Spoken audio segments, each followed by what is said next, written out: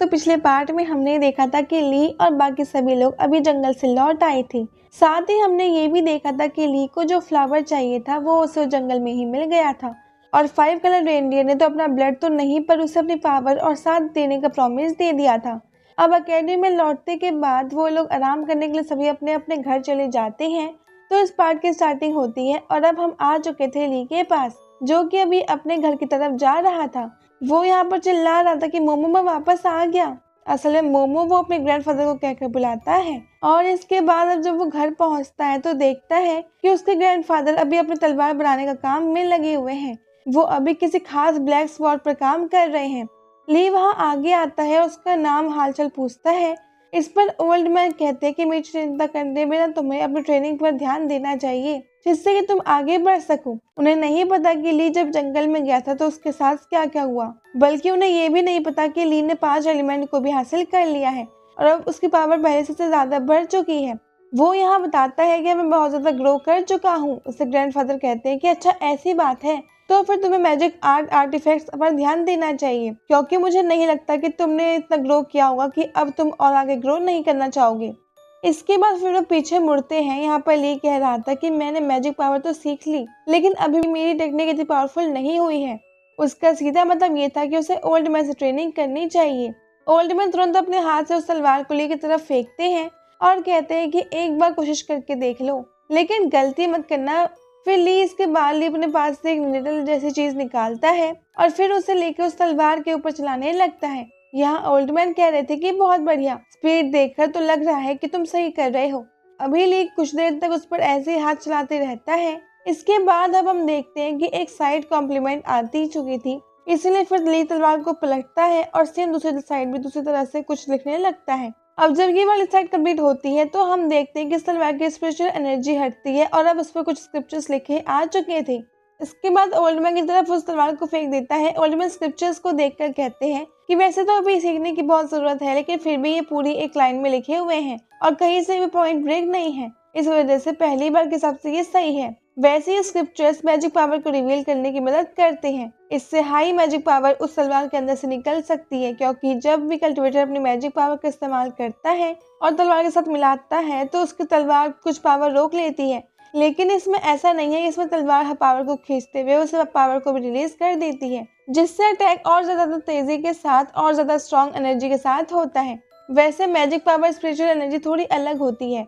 वैसे इसके बाद अब ओल्ड मैन कहने लगते हैं कि अगर अब तुम्हें इतने अच्छे से ये काम आ गया है तो क्यों ना तुम मेरी थोड़ी सी हेल्प ही कर दो, मगर हाँ पहले तुम्हें पूरी तरह से खुद को साबित भी करना होगा।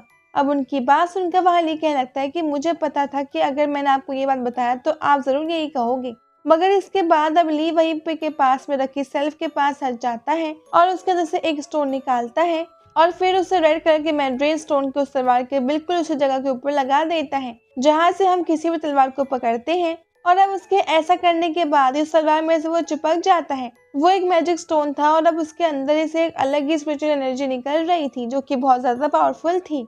ली यहाँ मन में सोच रहा था कि मेरी जर्नी मैजिक पावर से रिलेटेड है, इसलिए मैंने अभी तक तो अपनी मैजिक पावर और कल्टिवेशन पर ही ध्यान दिया है, लेकिन मुझे इसके साथ साथ मैजिक आर्टिफैक्ट की और मैजिक वेपन्स की भी नॉलेज चाहिए और इसके लिए मुझे हर छोटी छोटी सी चीज पर भी ध्यान देना होगा। वैसे भी मुझे मैजिक वेपन्स भी तो मास्टरी हासिल करनी है।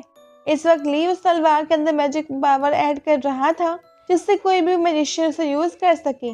हम देखते हैं कि वो तलवार के स्पिरिचुअल रिलम में आ चुका था, जहाँ पर उस तलवार की जो पहले की एनर्जी है जो कि तलवार बनाते हुए वो खुद से बनी थी, वो यहाँ पर ली पर हमला करने के लिए आगे बढ़ती है।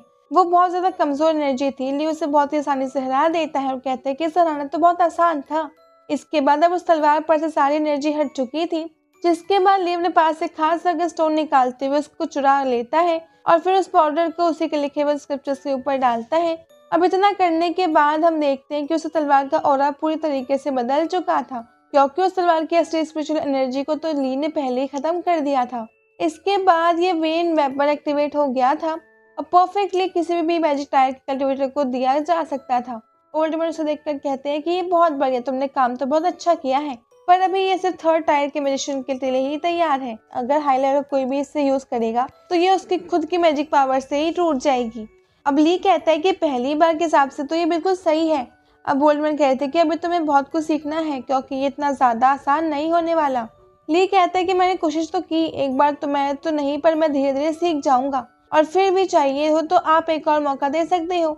इस पर ओल्डमैन कहने लगते हैं कि अभी तुम्हें बहुत ज्यादा सीखने की जरूरत है, बिना सीखे तुम सारे वेपन को नॉर्मल को लेवल भी बना दोगे और ऐसा करके मेरा नुकसान ही है। नॉर्मल लेवल तो आराम से बना सकते हैं, अगर तुम हाई लेवल वेपन्स बना दो तो बात कुछ और है।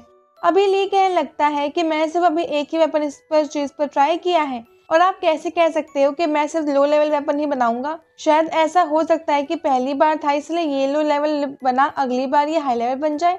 ओल्डमैन कहते हैं कि मुझे कुछ नहीं पता था, तुम चाहो तो फिर से कोशिश कर सकते हो, लेकिन बस वेपन वेस्ट मत करना। इसके बाद ली कहता है कि ठीक है, तो मैं आपको दिखाता हूँ कि मैं भी हाई लेवल वेपन बना सकता हूँ। इसके बाद अब ली फिर से सेल्फ के अंदर देखने लगता है कि कोई चीज मिल सके और फिर वहां पर उसे बहुत सारे स्टोन के साथ रखी हुई एक मामूली सी छड़ी दिखती है। अब वो उस छड़ी को उठा लेता है और कहता है कि मैं इस पर अपना मैजिक यूज करूंगा। ये मामूली सी छड़ी है, अगर मैं इसे मिड लेवल तक भी ले गया तो ये बहुत ज्यादा बड़ी बात हो सकती है, क्योंकि ये तो सिर्फ एक लकड़ी की छड़ी है। अब ली इस पर भी कुछ लिखने की कोशिश कर रहा था। वहां पर ओल्डमैन कह तो नहीं रहे थे, लेकिन वो मन में सोच रहे थे कि इस लड़के के अंदर सच में कुछ खास बात तो है, क्योंकि ये बहुत ही ज्यादा शांति के साथ इस काम को कर रहा है, इससे इस काम में इंटरेस्ट है। और वो ये भी कह रहे थे कि इसका पोटेंशियल पहले से बहुत ज्यादा बढ़ चुका है और पहले ही बार में ज्यादा एनर्जी बढ़ जाना की कोई मामूली बात तो नहीं है, लेकिन अगर मैंने इसकी ज्यादा तारीफ की तो फिर से ये आलसी हो जाएगा। यहाँ पर ली उस छड़ी पर स्क्रिप्चर्स लिखने के बाद उस पर भी एक स्टोन लगा देता है, जिसके बाद उस छड़ी का कलर अब बदल चुका था और पूरा ब्लैक हो चुका था। लेकिन अभी भी ली का काम पूरा नहीं हुआ था, वो अभी भी उस पर कुछ काम कर रहा था, मगर तभी ये पार्ट ये पे एंड हो जाता है। अब अगर आपको वीडियो अच्छी लगी प्लीज इसे लाइक कर दीजिएगा और साथ साथ चैनल को सब्सक्राइब जरूर से कर लीजिएगा। अब मिलते हैं आपसे अगले वीडियो में, तब तक के लिए bye bye guys and take care.